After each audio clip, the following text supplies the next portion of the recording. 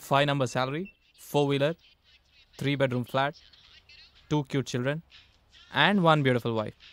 ఎరా భద్రం ఎలా ఉంది మన ప్లాన్? ఆల్లే సూలేదు కొడుకు పేరు సోమలింగం అని నువ్వు ఇంటర్వ్యూకి అటెండ్ కాలే. ఇదేంద్ర బై 5432 అని అంటున్నావు. దాట్స్ మై కాన్ఫిడెన్స్ రా. అయినా లైఫ్లో నాకు ఇంతకన్నా ఎక్కువ అక్కర్లేదు. ఈ క్యాంపస్ ఇంటర్వ్యూలో నాకు జాబ్ వస్తే పూజ నేను మేమిద్దరం మాకిద్దరం. గవాలిగడ్ వాలిపోయే టైం అయింది, జల్దీ రెడీగా వచ్చేసా. వీలైతే ఇంటర్వ్యూకి షర్టు, కుదిరితే కొంత క్యాష్. రే కోళ్ల ఫారంలో మేతేసి మొక్కపోడా ఎప్పుడు పక్కన మీద పడి ఏడ్చిదేనారా? నీకెందుకురా, ఇంటర్వ్యూకి వచ్చిన జాబ్ రాదు పెట్టదు. భద్రంగాడి మీద ఏడు పాపి, నీకు కావాల్సిందే తీసుకో. ఒరే బ్రాండెడ్ ఏం లేవారా? అబ్బా థ్యాంక్స్ మామా. రిటర్న్ టెస్ట్ ఓకే కానీ టెక్నికల్ ఇంటర్వ్యూ కొంచెం కష్టంగా ఉంది మామ. డోంట్ వరీ రా, కాన్ఫిడెంట్ గా చెయ్యి, అయిపోయింది. మామ మంచి టై ఉందా? బ్రాండెడ్ అండర్వేర్ తీసుకోరా. లాస్ట్ టైం రవిగాడు ఇచ్చింది ఇంకా బాగుందిలే. Branded bag.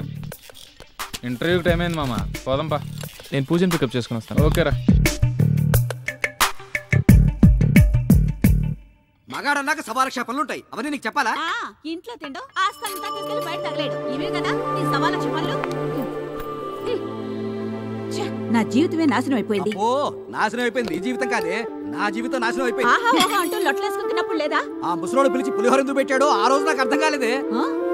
ఇదిగో చూడు, బయట వాళ్ళ మీద చూపించి నీ మగతనం అంతా నా మీద కాదు.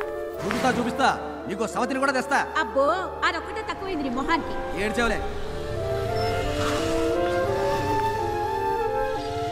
ఏంటి పూజ, మళ్ళీ మీ పేరెంట్స్ మధ్య గొడవైందా?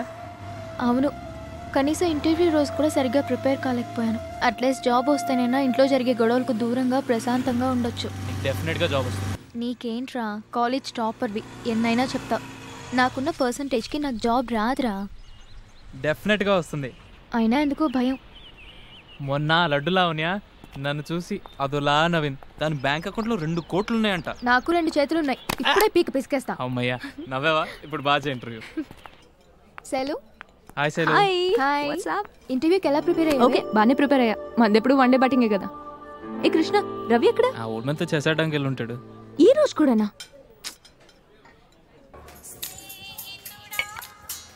నీ generation lucky Ravi, any time girl ఫ్రెండ్తో మొబైల్లో మాట్లాడవచ్చు.